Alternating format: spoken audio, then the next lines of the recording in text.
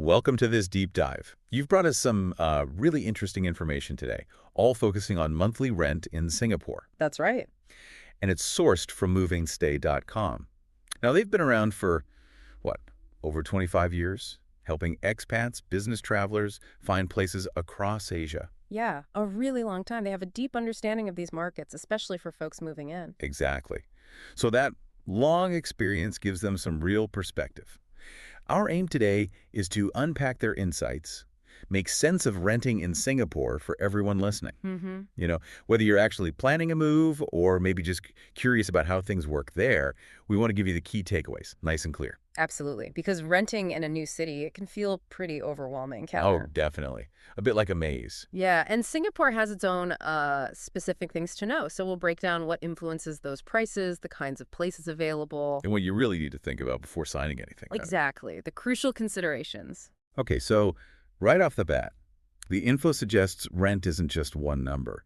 It seems to heavily depend on, well, where you live and the type of property. That's the main thing, yes. Location and property type are huge drivers. But I get the sense it's a bit more complex than just those two. Hmm. What else really shifts that monthly rent figure? Oh, for sure. Location and type set the stage, but other things matter a lot too. Size, for instance. Obvious, maybe, but more bedrooms, more space. Needs more rent, naturally. Right. And then there's the condition. Is it brand new, renovated, or older? And furnished versus unfurnished. Ah, yeah. A fully furnished modern place will usually cost more than an empty one you furnish yourself. It's about convenience versus cost, really. That makes sense. It's like, do you want move-in ready or a blank slate? And that choice impacts the price tag. Precisely. The material also mentioned market conditions. How much does that supply and demand thing actually affect rental prices in Singapore? Oh, massively. It's like any market, really. If lots of people are looking and there aren't many places, Prices go up. you got it. Prices tend to climb. But if there are lots of empty apartments, well, landlords might be more willing to negotiate. You might find better deals. So timing could matter if you have flexibility. It definitely can. And Singapore's market can shift, based on the economy, how many expats are moving in or out. It's quite dynamic. MoveAndStay.com, with their history, must have seen huge swings over the decades. Right. Okay, so you've got a handle on the potential costs. Now, where to live? The info breaks down the main options: HDB flats, condos, and landed properties. Can you sort of paint a picture of the differences? Sure. Think of it like a spectrum. HUB flats are the public housing, generally the most affordable option. Okay. You find them all over the island. Maybe fewer bells and whistles, fewer amenities compared to private places. Got it. And condos? Condos are private. They often come with shared facilities, pools, gyms, security, that kind of thing. Right, the perks. Exactly. Which means they usually cost more, and they're often in, let's say, more central or desirable locations. And landed properties. Those sound fancy. They are typically houses, terraced houses, semi-detached bungalows. They offer the most space, the most privacy. But the highest rent, I'm guessing? Generally, yes. And they might be located a bit further out, more suburban-style areas. So your choice really hinges on your budget, what kind of lifestyle you want. How much space you need, and if those condo facilities matter to you. Spot on. Okay, makes sense. Now, the big question, the numbers. Hmm? What are we actually talking about cost-wise? The info had some average rates for condos, right? 1 beds, 3 beds. Yeah, it did. And the main takeaway there is just how much location dictates the price. The core central region, think Orchard Road, the CBD. Prime spots. Exactly. That's where you'll pay the most.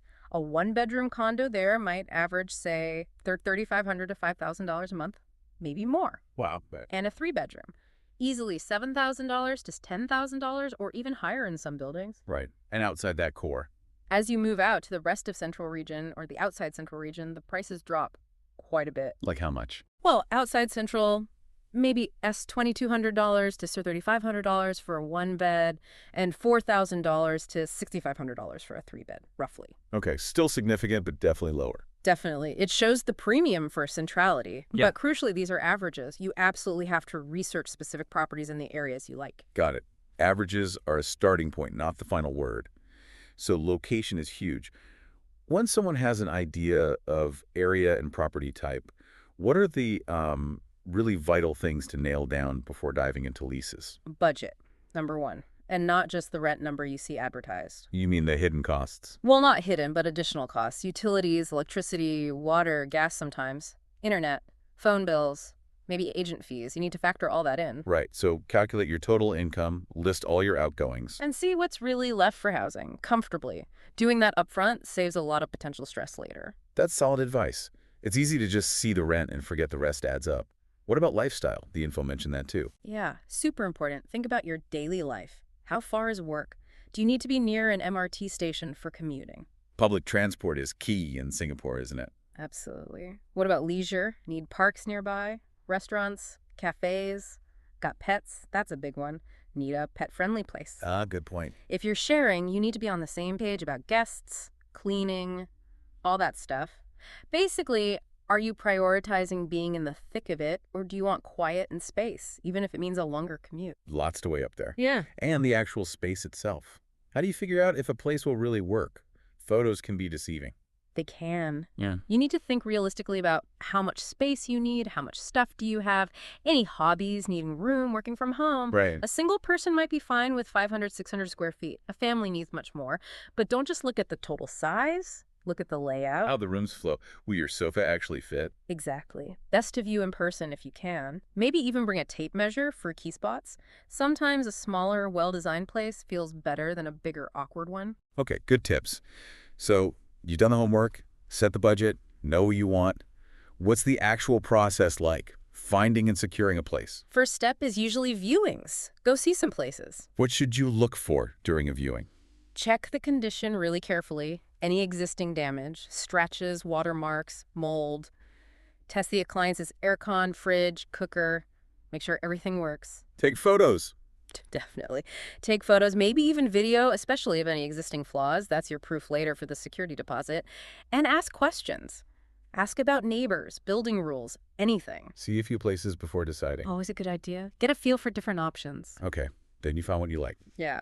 The info mentioned a letter of intent, an LOI. Yeah, the LOI. It's basically you saying, I'm serious about renting this place. It's usually non-binding legally at this point, but it shows intent. What goes in it? Your offered rent, the lease length you want, start date, any special requests like can I keep a cat, you usually pay a good faith deposit with it too. And the deposit. If the landlord accepts and you sign the actual lease later, that deposit usually becomes your security deposit. Sometimes, though, MoveAndStay.com's insights might hint that you can skip the LOI if everyone agrees and go straight to the main agreement. Can speed things up. Right, and that main agreement is the tenancy agreement, the TA.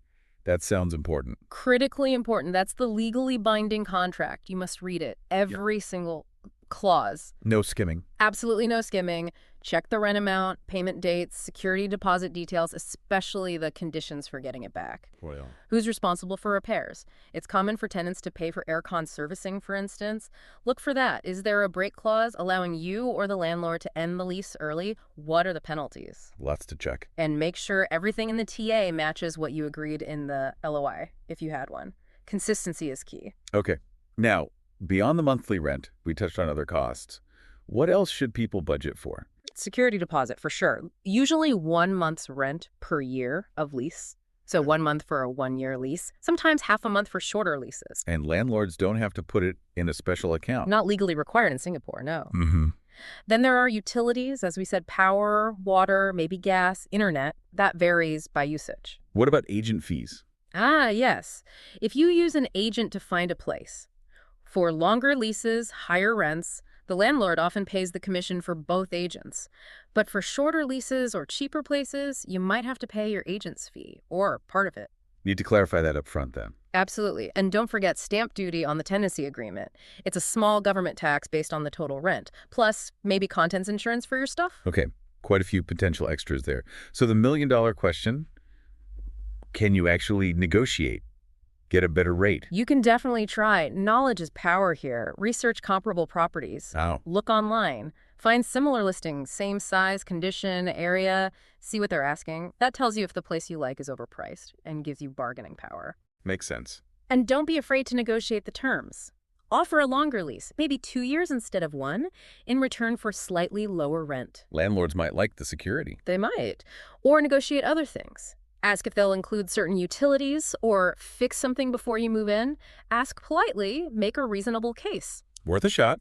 And if you know you're staying long-term, aiming for a longer lease from the start can sometimes lock in a better rate than renewing short leases. Though, as moveandstay.com might suggest, maybe a shorter lease first time out gives you flexibility while you settle in. Right, find your feet first. Those are good, practical tips. Now, thinking about the different areas again, city center versus suburbs, what's the vibe difference? It's often that classic trade-off, convenience versus cost and space. City center orchard, CBD, super convenient, close to work, shops, restaurants, nightlife. But expensive in maybe smaller places. Generally, yes. Higher rent, often less square footage. Suburban areas like Tampines or Woodlands usually offer more space for your money. Quieter, more residential feel. The downside being the commute. Likely a longer commute, yeah. So it really boils down to priorities. Do you value being central and saving travel time? Or is a bigger, quieter home worth the extra travel? It's not just location on the map, right? Access to everyday stuff matters too. Totally. Think about practicalities. Need a supermarket nearby? Specific shops or cafes? Got kids? Then schools and parks become important. And transport links? Crucial. Being near an MRT station is a huge plus for getting around. Bus routes, too. Think about how you will travel daily and pick a place that makes it easy. Resources like moveandstay.com likely have insights on which districts are popular with expats and why, based on these factors. Good point. Finally, the legal side. Anything key tenants should know about their rights in Singapore? Well, the system's generally pretty smooth, quite well regulated. But yeah, know your basics. You have a right to quiet enjoyment. Meaning? Meaning the landlord can't just barge in anytime. They need to give reasonable notice unless it's a real emergency. You also have the right to a habitable, property safe, decent condition. There are rules against unfair eviction, mostly detailed in your TA. And minimum lease periods, usually 6 months for HDBs, 3 months for private places, no daily or weekly rentals generally. What if there's dispute? Talk first. Try to sort it out directly with the landlord. If that fails, mediation is an option through the Singapore Mediation Center. Or, for small money issues, the Small Claims Tribunal. Courts are last resort. Usually, yeah. Can be costly and time-consuming. Okay, so pulling all this together, Mhm. we've covered a lot about understanding rent in Singapore. We really have. We've seen location and property type are the headline acts, but size, condition, market forces play big roles too. And we unpack the options, HDBs, condos, landed properties, and how those average rents vary wildly across districts, with the core central region being top dollar. And we walked through the practical side, setting that realistic budget, thinking about your lifestyle, checking out the actual space. Right. Plus the process, viewings, the LOI possibly, and the absolute must-do of reading that tenancy agreement cover to cover. Don't forget those extra costs. Security deposit, utilities, agent fees, stamp duty.